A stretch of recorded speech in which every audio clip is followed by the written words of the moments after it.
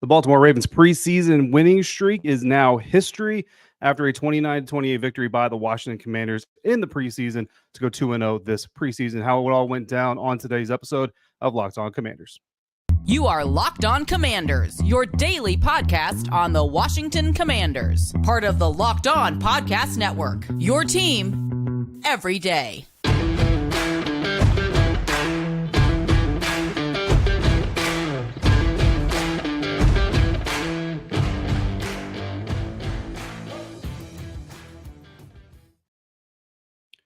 Welcome in, Commanders fans, to this Victory Monday episode of the Locked On Commanders podcast, part of the Locked On Podcast Network, your team every day. And technically, it's not Monday anymore, right? It's actually Tuesday morning. If you're watching this live on YouTube, or depending on the time zone you're on or you're in, it actually might still be Monday. So either way, I appreciate you for making Locked On Commanders your first listen of the day every day. Don't forget that you can subscribe for free on YouTube or wherever you get your podcast. And if you'd like to, you can continue this conversation with me via text message by going to joinsubtext.com/LockedOnCommanders and join the growing number of Commanders fans that are exchanging text messages with me during practices, during games, and even during off days. We're having a lot of fun conversating about these Washington Commanders. Of course, I'm your host, David Harrison, on Twitter at DHarrison82, credential member of the media covering your Washington Commanders for Commander Country, a part of Sports Illustrated's FanNation. Here with you every Monday through Friday, especially after games, after Monday night football victories in primetime over the Baltimore Ravens. And this podcast, today's episode,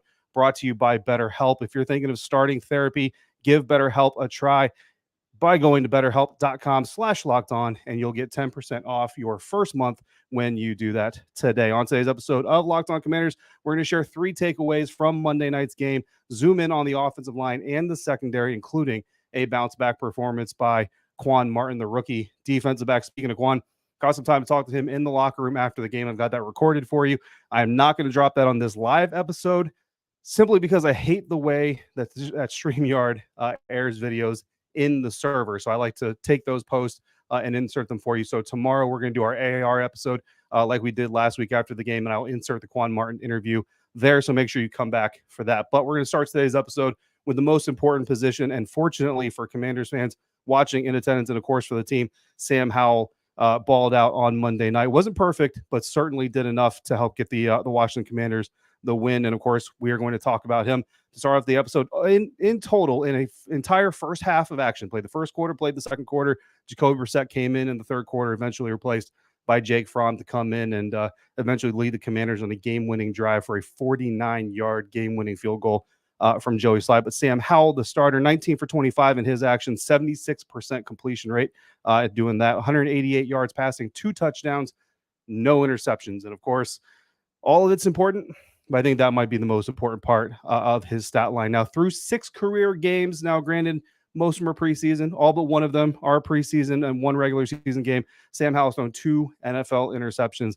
That's incredibly important. Huge grain of salt there, right? Again, you're going against some second-team defenses last year, going against some third-team defenses. But when you're talking about a young quarterback, anytime you have a young quarterback that's protecting the ball, doing the smart thing, moving the chains, and keeping his team in games, which is what he's been doing, you always want to celebrate that. So let's break this down real quick. If you're in the live chat, because I'm running this all by myself and everything while we're doing this live, can't interact in the live chat, but please converse in the live chat. I will go through it after the fact and take any questions or comments you guys have and potentially fold them into later episodes. So Sam Howell, first drive of the game, went 5 for 6, 83% completion rate on that drive, 53 yards, resulting in a 21-yard Joey Slye field goal to open up the scoring for the Washington Commanders. Started off 1 for 1 with a short pass completed to the right side of the formation to Brian Robinson for a 3-yard gain, 2 for 2 then, short middle pass to tight end Cole Turner for an 8-yard gain. The following play, arguably not the most important play of the game per se, but one of the most important plays. If you still had questions about the quarterback, Sam Howell, you still wondered, what is this young guy really going to do for the Washington Commanders? This next sequence, I think, was probably the most important of the evening for those folks in that band, right? So there was a sack on Sam Howell, and Sam Howell admitted after the game, just like we knew he was going to admit after the game, completely on Sam Howell. Takes the ball, he's got time, gets to the end of his drop, gets in rhythm, doesn't find a target, holds on the ball too long, doesn't make the decision to run with it, doesn't make the decision to throw it away, ends up getting sacked for a huge loss, leads to a 3rd and long. And on the very next play, he completes his third pass of the drive, 16 yards on 3rd and 15, finding tight end Cole Turner, immediately bouncing back. You go back to Eric Bieniemy's comments, Ron Rivera's comments about Sam Howell and his really impressive ability to autocorrect and kind of go through the motions and go through the ups and downs of the game and really not be rattled by them. I think that moment right there, because not only are you quarterback taking a big sack, but you're taking a big sack because of you, and you know it's you, and you're a young quarterback, and you don't let it get you down.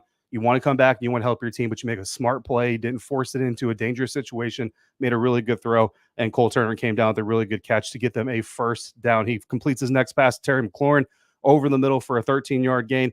Then he connects with Terry McLaurin again on the left side of the field for another 13-yard gain before his final pass of the drive falls incomplete, and eventually Joey Sly kicks the field goal. That's all in the first drive. So a very eventful first drive for the Washington Commanders offense. Second drive, a little less eventful, 2 for 3, 67%, 14 yards total offense or passing offense from Sam Howell, resulting in a punt. Completed his first pass short left to Curtis Samuel for 11 yards. Then there was a defensive pass interference called on a Ravens defender in coverage against Jahan Dotson. I think that's something you're going to see quite a bit this season, is DPIs on Jahan Dotson or in coverage of Jahan Dotson. Then he completed a pass to Antonio Gibson for 6 yards, but that was negated by a holding penalty on Sadiq Charles. Completed his second official pass because obviously a penalty erases the pass, so that doesn't count. 2 for 2, short right side to Brian Robinson for a 3-yard gain, and then his final pass of the drive, incomplete, deep to the right side of the formation to De'Ami Brown. Honestly, I think it was a good ball. I think De'Ami Brown was in good position.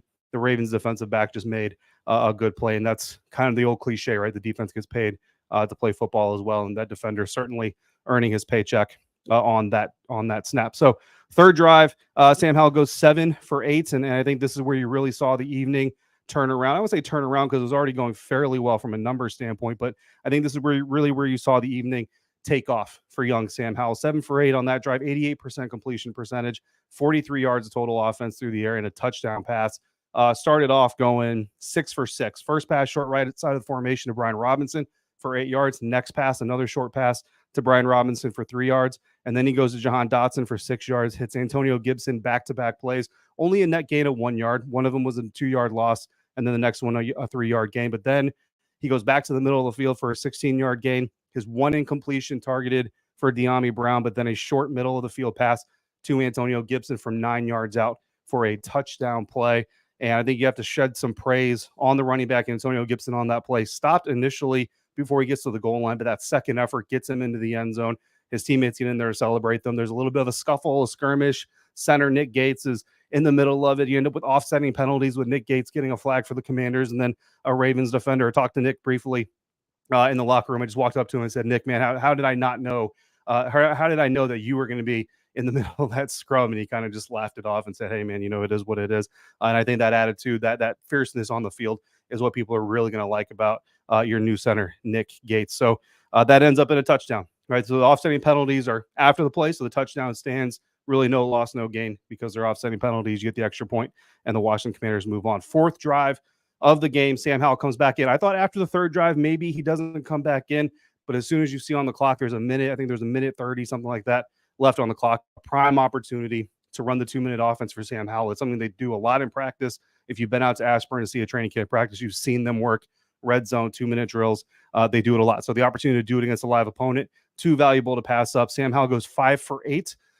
And if you remember, Everydayers, especially the last episode we had during practice where he had that kind of red zone operation where he went 6 for 12, 2 touchdowns, interception, and the context of having a short field and working with these constraints, having that context, again, 50%, not bad, especially 2 touchdowns, interception. So when you hear 5 for 8, 63%, you might kind of flinch a little bit when you remember the situation you're in. A 2-minute situation, so you're heavy passing, you're not trying to run the ball and keep the clock running or burn through your own timeouts.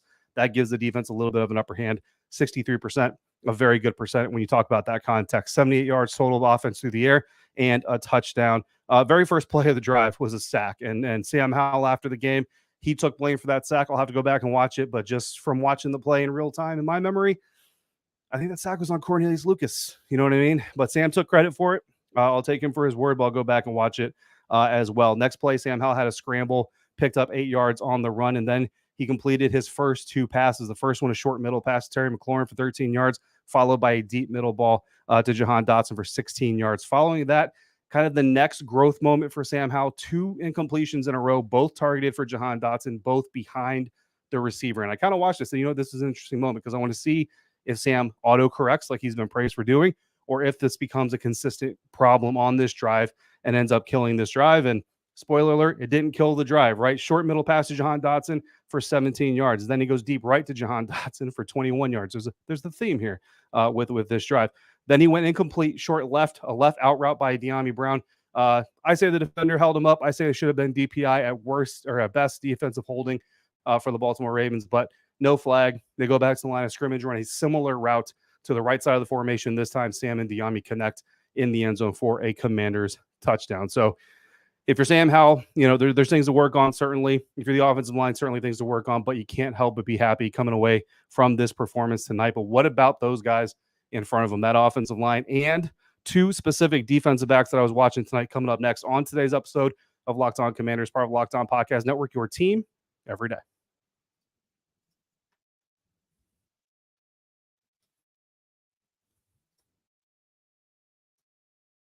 And this episode of Locked On Commanders is sponsored by BetterHelp.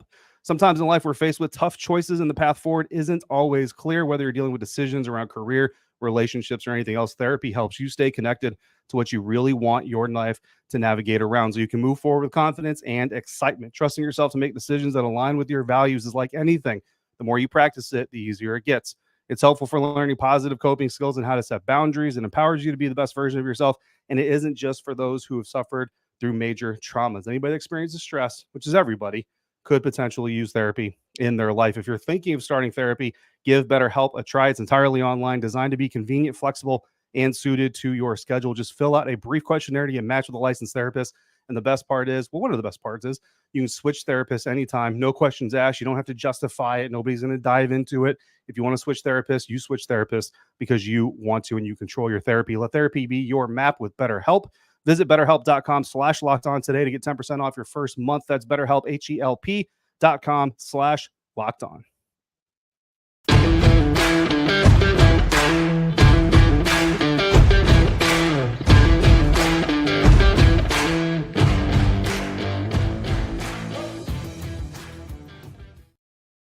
Continuing on with today's episode of Locked On Commanders, Victory Monday or Tuesday morning, depending on what time zone you're in and when you're listening to this episode. Thanks again for making Locked On Commanders your first listen or review of the day, especially today and every day. As always, greatly appreciate you for coming through on a consistent basis like you do. And we've been having a lot of fun this offseason, training camp, preseason. Hopefully that fun gets to continue into the regular season just around the corner. It's really going to be here before you know it. Of course, if you want to text with me, if you want to talk with me, like so many we're doing during the game, during practices, head over to join subtext.com/lockedoncommanders, and you can become a part of that great group. And as always, I welcome anybody to come through. You get your first 2 weeks for free. So you figure out if you like it. If you don't, no harm, no foul. I appreciate you for giving it a try anyway. If you do, then hopefully you stick around and stay part of the party. Speaking of parties, the offensive line, not perfect, but I think they feel pretty good about what they put on film on Monday night. And hopefully if you were watching the game, especially compared to the Cleveland game, you feel a little bit better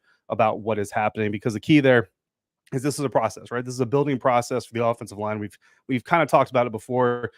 5 guys kind of have to unite as one, move the same way, think the same way. If I see this happening over here and I need to adjust my block to come over here and pick this up, I need you to kind of understand the same thing is happening and adjust whatever you might need to adjust to pick up for what I'm doing, and vice versa, and all those things. So trickle down economics, all those things up and down the line, it all impacts each other, right? So the first thing I came into this game looking for was the starting left guard position, right? Ron Rivera was asked towards the end of the week what the decision was or was going to be moving forward with the starting left guard position. We've seen Sadiq Charles obviously get the leadoff opportunities as a starting left guard, but because of some injuries, and to be truthful, there were some operational issues along the way as well. We saw Chris Paul get the opportunities to kind of step in there and become the first team left guard at times, and seen some other guys kind of rotate through the second team. So we're kind of wondering who is really going to be the starting left guard. Well, Ron Rivera kind of said that decision hadn't really been made yet, which made me come into this game really looking to see who not only started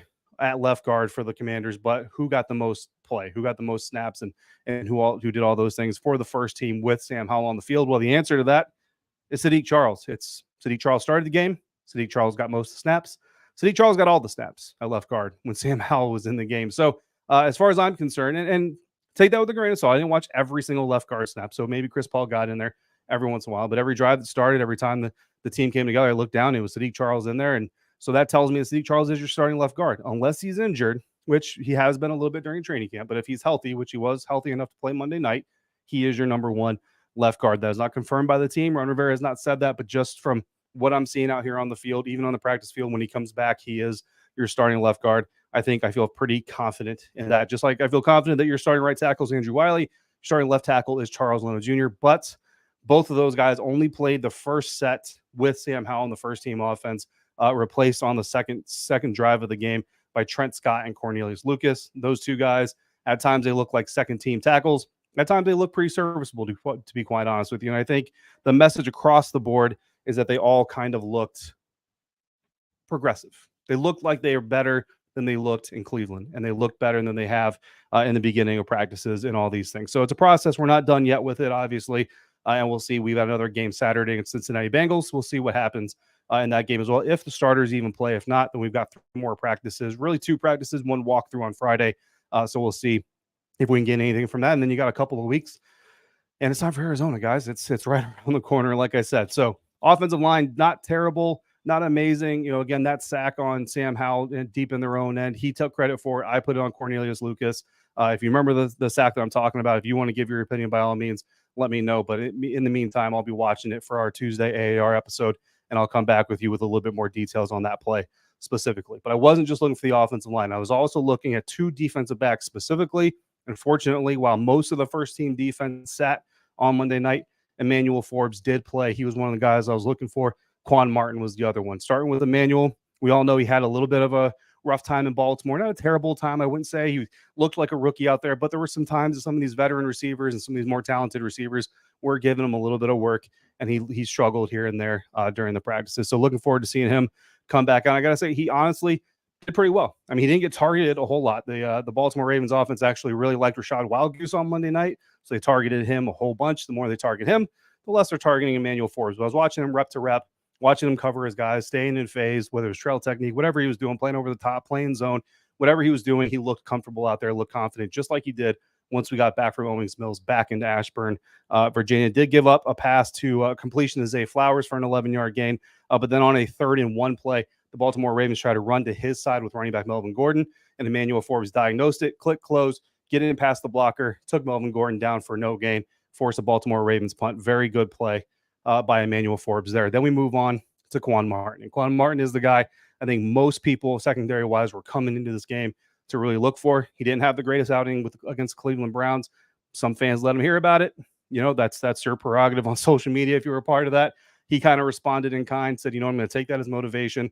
We talked to him throughout the week. Other media members talked to him throughout the week. He really didn't shy away from learning lessons from that experience, right? And really wanted to come in here against the Baltimore Ravens and show that he had learned some things. And you can't show that you're developing and show that you're learning any more than getting an interception in the end zone as your opponent is trying to go in for a touchdown to really kind of take hold of the game, and then running that thing back 59 yards. Baltimore Ravens quarterback Josh Johnson targeting Quan Martin on a pass, shallow side of the left side of the end zone, and Quan, again, in good position, in good placement, ends up breaking up the ball. The ball kind of bounces around a little bit. He gets his hands on it, gets not only gets his hands on it, but has the mental ability to say, need to get my feet inbounds, gets his feet inbounds, surveys the area and says, I can run this thing out, runs it out, ends up going 59 yards. Again, I'll have the full locker room interview with him on the episode that we drop tomorrow, but a little bit of a preview. Look, while he was running, I'm sitting in the press box watching him run. And I'm like, man, that dude is tired. Like it's a 59-yard return, but he probably ran at least 75 yards to get those 50. He actually probably ran more than that. You'll have to look at the next gen stat tracking, but I was like, man, that dude's got to be tired. And he kind of got to the sideline. I thought he was going to run out of bounds. He didn't. He took a little bit of a hit. He did say, he's like, maybe next time I'll run out of bounds on that, but I was just trying to make a play. Ends up setting up his offense for a very good position, and they end up scoring a touchdown off of that. So very happy to see Quan Martin kind of bounce back from a little bit of a lackluster performance against the Cleveland Browns. Look, this team, a lot of questions came out about the Washington Commanders when they double dipped at DB in the NFL draft, and really we've all kind of come to accept and embrace is that they're looking for more takeaways. You know what I mean? Not a lot of takeaways last year for this defense, even though they were the 13th scoring defense in the NFL. They're looking to make that better this year. Quan Martin is a part of that evaluation or part of that calculation, and he showed that in this preseason game. So very good bounce back from him. To wrap up today's episode, I'm going to give you my 3 takeaways from the game Monday night. That's coming up next on today's episode of Locked On Commanders, part of the Locked On Podcast Network, your team every day. And today's live post-game episode is brought to you by FanDuel. Football season is about to kick off officially, and FanDuel is giving you a chance to win all season long, because right now when you bet on a Super Bowl winner, you can get bonus bets for every regular season win they earn. Just pick any team to win the Super Bowl, any of the 32 teams, and you will get bonus bets every time they win a regular season game. Of course, Kansas City Chiefs are the favorites to win the Super Bowl right now at plus 600 odds. And the other NFC East team up to the northeast of FedEx Field here is valued at plus 800 odds to also win it if they repeat as NFC East Division champions. The Washington Commanders, you guys know the national media doesn't have a lot of faith in what the Commanders are doing, so they have a plus 6,500 line. The good news there is you bet $100 on them to win the Super Bowl. If they do, you win $6,500. In the meantime, every regular season win they get, you get bonus bets. So even if they don't win the Super Bowl, you'll still get some bonus bets so you can play with. Regardless of who you bet on, you'll get those bonus bets for regular season wins, and then you can use those on spreads, player props, over-unders, and more. So go to FanDuel.com/lockedon and start earning bonus bets with America's #1 sportsbook. That's FanDuel.com/lockedon.